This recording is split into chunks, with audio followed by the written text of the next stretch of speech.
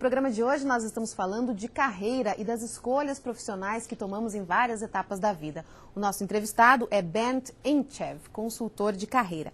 Bernd, a gente estava falando então no primeiro bloco de planejamento de carreira. E eu deixei a pergunta no ar, né, que é a seguinte: a pessoa deve, de repente, ela está esperando uma promoção que não vem, de repente ela deve conversar com o chefe para descobrir o que é que está faltando para ela conseguir essa promoção, ou de repente conversar com os colegas de trabalho? Normalmente com o chefe. Essa é a instância correta. Por quê? Aliás, a maioria das empresas já fazem isso uma vez por ano, né? Existe uma época de avaliação, e a avaliação você checa todo o trabalho que foi realizado no ano passado, e com isso você também vai dizer assim, quais são as diferenças, que aquilo que era esperado, aquilo que eu entreguei, e em cima disso você faz ou um plano de correção ou um plano de crescimento.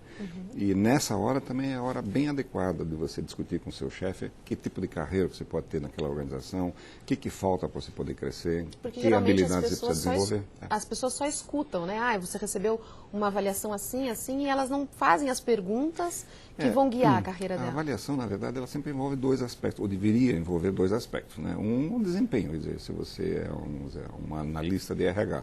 Então, suas atribuições foram dadas a você, como é que você reagiu a elas, e se está tudo bem ou não está tudo bem. E a segunda, o seu potencial, até onde você poderia ir ou até onde você gostaria de ir. E, em cima disso, muitas organizações oferecem planos de desenvolvimento para o funcionário. Isso uma vez por ano, isso é feito sim. Eu conheço as grandes organizações, todas elas fazem. O problema está mais na pequena empresa, na média empresa e na pequena, onde você não tem esses instrumentos. Aí, então, é hora de você sentar com o seu chefe mesmo, bater um papinho com ele. Escuta, me ajude. Eu quero melhorar. O que eu tenho que fazer? E aí, sim, de forma, mesmo que seja informalmente, mas o chefe vai apontar, diz, olha, você não presta muita atenção naquilo, isso está errado, aquilo está certo, ou então você poderia ir mais longe fazendo isso, ou às vezes, como eu já vi também, chefe dizer assim, olha, infelizmente, você tem muito potencial, mas na nossa empresa nós não temos como aproveitar isso. Portanto, se você quiser, posso te ajudar a achar uma outra coisa melhor. Você já viu acontecer isso? Já, sim. E a pessoa fez isso mesmo, né? Acabou, vamos dizer, saindo da organização e está muito bem em outra organização, e os dois se dão muito bem hoje. Né? E isso tem que ser levado em conta também, se o teu objetivo e o teu planejamento de carreira é possível dentro do lugar que você está. Veja, a vida das pessoas, ela é diferente da vida das empresas. Né? Eu conheço uma organização, não sei se você ouviu falar, mas tem uma empresa que existe há 600 anos, a mesma empresa. Não conheço nenhuma pessoa que ultrapasse a 150, né? Não dá para chegar lá. Então, na verdade, nós temos momentos diferentes. Então, em algum momento a gente tangencia com uma organização, esse tangenciamento pode ser 1 ano, 5 anos, 20 anos, 30 anos. Nesse período em que estiver tangenciando com a empresa, lógico que dá para fazer um plano com a organização. Isso até faz com que muitas vezes uma ruptura venha a ocorrer só depois de muitos anos. Né, quando as intenções de ambas as partes é positiva, né? Quer dizer, eu quero ficar na empresa, quero crescer na empresa e a empresa me enxerga da mesma forma. Eu quero o seu talento, quero o seu trabalho, sua contribuição. Então, e isso faz com que então as duas partes continuem. Agora, outras vezes isso não é possível, até porque as estruturas todas elas são de certa forma piramidais e não dá para passar todo mundo de operacional para presidente da empresa. O presidente sempre só terá um. Então vai chegar um momento em que qualquer pessoa que ela seja vai chegar no limite. Aquele é o limite. Daí para frente, ou monta o seu próprio negócio. Você falou de planejar a carreira a curto, médio e longo prazo. E quando a pessoa faz um planejamento e no meio do caminho ela percebe que aquele objetivo já não é mais o que ela quer, o que ela faz? Refaz. Não tem problema, esse objetivo lá na frente pode ir mudando. É que ele não muda tão fácil, porque quando você faz esse planejamento, ou pelo menos você identifica as suas potencialidades e transforma isso numa profissão, por exemplo, não é tão fácil você mudar porque você gosta de fazer aquilo. Claro que no meio do caminho pode acontecer alguma coisa que você se desiluda, por exemplo, em relação à medicina que a gente estava falando. Poxa, morreu alguém na minha mão e eu não consigo superar esse detalhe, então mudo de profissão. Mas teria que ser uma coisa muito forte, senão a gente não vai, porque se faz aquilo com prazer. Então, por essa razão que é tão importante ter esse longo prazo associado, obviamente, às suas habilidades natas. Claro que a qualquer momento é possível, até porque hoje existe um conjunto de profissões na nossa sociedade. Daqui 2, 5, 10 anos podem surgir novas profissões e que podem me atrair. E aí eu posso tentar mudar, sim, claro. Não há nada de errado em relação a isso. Vamos falar então de mudar de profissão. Você falou um planejamento de 40 anos. E eu tenho a impressão que hoje em dia as pessoas não necessariamente ficam numa carreira ou numa mesma profissão por tantos anos. Eu tenho a impressão, me corrija se eu estiver errada, que hoje em dia as pessoas mudam mais de profissão. Isso é possível? O que isso representa para a carreira? Acho que talvez elas não mudam tanto de profissão. De profissão elas mudam menos, elas mudam mais de empresas. Então vai da empresa A para a empresa B para a empresa C. Então um gerente financeiro, uma pessoa na área financeira, na empresa A vai para a empresa C, mas ela continua na mesma área. Você pode ver que, de um modo geral, as profissões elas tendem a ficar a longo prazo. Você vê os advogados, claro que muito advogado que desde o começo ele já tem outra profissão, né? Mas o advogado que vai advogar mesmo, dificilmente ele vai mudar. Ele até pode, um período, trabalhar para um escritório, de repente ele trabalha em uma organização, mas ele vai ser advogado. Médico é assim também, dentista, e administradores são assim, jornalistas são assim também. Ele até pode mudar, sai da rede A para a rede B, rede C e assim por diante, mas ele vai continuar sendo jornalista. Por quê? Porque se ele acertou a sua vocação natural de ser um jornalista e ainda consegue trabalhar dentro dessa profissão, ele não vai largar isso por nada. E se ele não acertou? E se ele não acertou, é hora de recomeçar. E quanto mais cedo você descobrir, melhor. Por isso que é por essa razão que a gente deve fazer todo ano um check-up nisso. Dar uma revisada nesse seu planejamento, ver se ainda está valendo, ver se você ainda acorda todo dia disposto a dizer, puxa, hoje valeu a pena eu levantar da cama para ir trabalhar.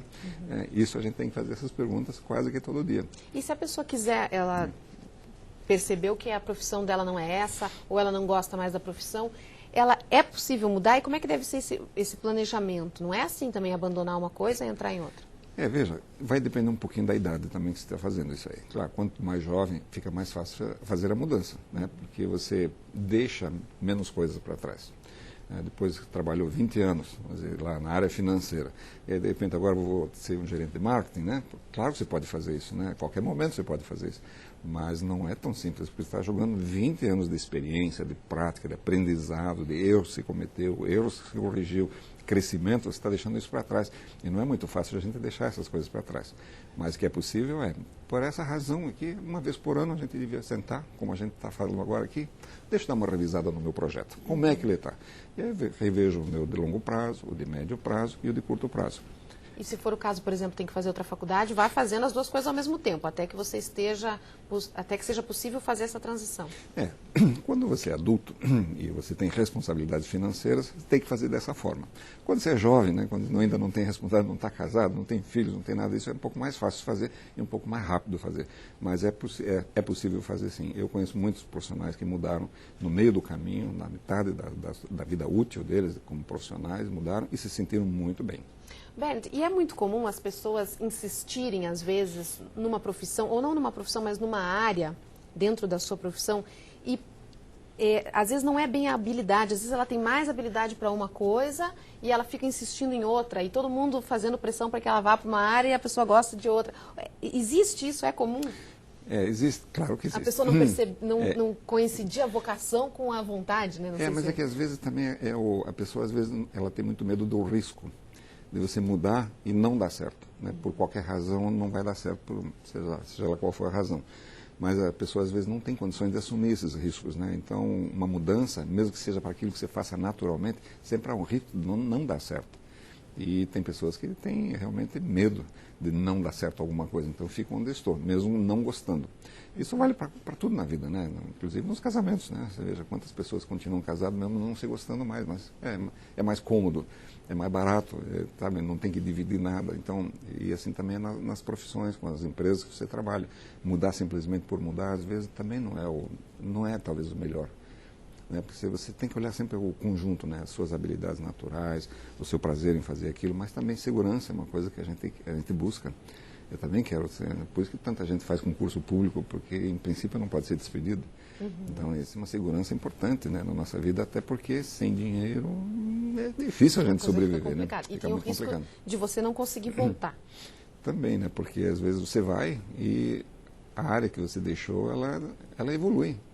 E aí você se desatualiza rapidamente, aí você entra rapidamente em obsolescência. Isso é muito desagradável também. E a gente percebe isso, né? Você está numa área, aquela área está avançando, e aí você sai daquela área, vai para uma nova área, não foi talvez o julgamento correto. Quando você voltar aquilo, o trem já andou muito. E aí você tem que recuperar às vezes, e às vezes é difícil você recuperar. Não é fácil. Você estava falando antes da questão de fazer cursos, né? Você planejar a sua carreira e fazer cursos para conseguir o seu objetivo. Mas para você planejar a sua carreira, para você ter um objetivo, você alcançar o teu objetivo, ter um desempenho melhor, são só cursos mesmo, uma pós-graduação ou uma graduação que você deve fazer? Ou existem outras habilidades que a pessoa deve desenvolver para conseguir ter um desempenho melhor e conseguir avançar na carreira? Não, você veja, existem cursos pequenos também. Não necessariamente não precisa ser uma graduação. Quer dizer, a graduação você faz uma vez, faz um pós, tudo bem. Mas existem pequenos cursos, por exemplo, existem cursos de finanças para para executivos não financeiros. Normalmente um curso desse, 20 horas, 30 horas, você já aprende o suficiente para você trabalhar melhor com os números. Isso vale marketing para não especialistas em marketing, relacionamento humano, de supervisão, chefia. Então, existe um conjunto grande de opções que o indivíduo pode buscar, no momento que ele queira ou se identificar com aquela área, ou buscar novas informações, ou desenvolver novas habilidades.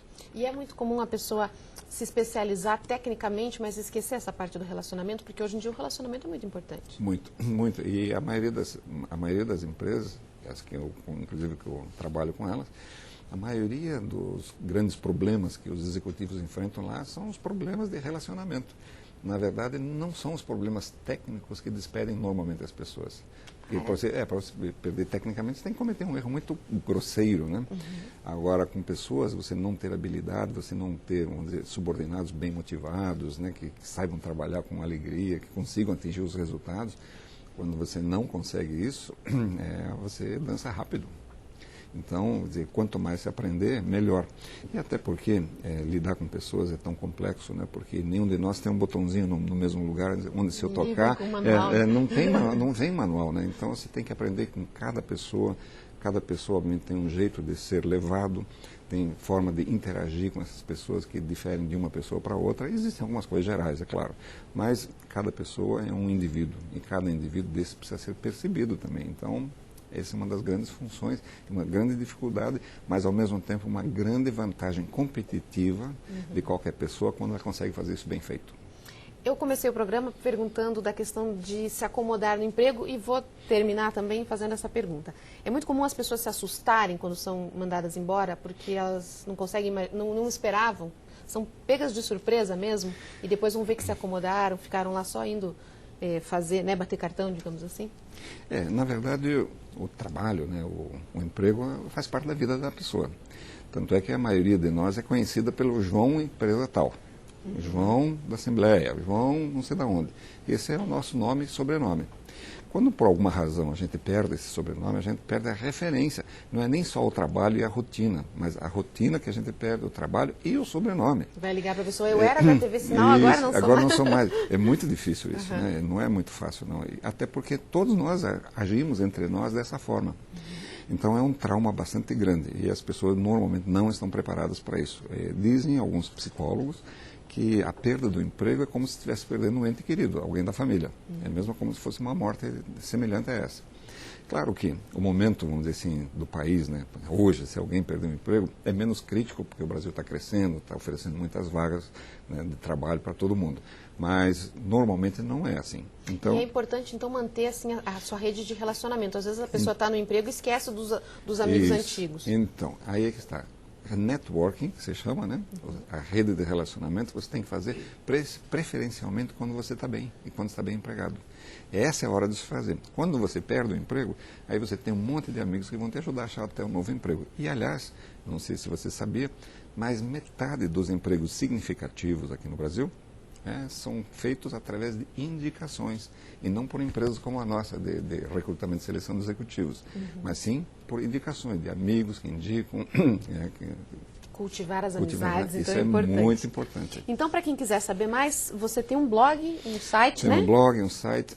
Vamos dar o endereço, www.debernt.com.br. Lá tem a indicação do Twitter, tudo, né? Tudo. Bernt, muito obrigada pela sua participação. Muito obrigado, foi muito bom estar aqui. E você, além de acessar o blog do Bernt, acesse também o blog da TV Sinal. Lá você pode conferir a nossa programação completa. O endereço é tvsinal.wordpress.com. A gente se vê de novo na semana que vem. Eu espero você. Até lá!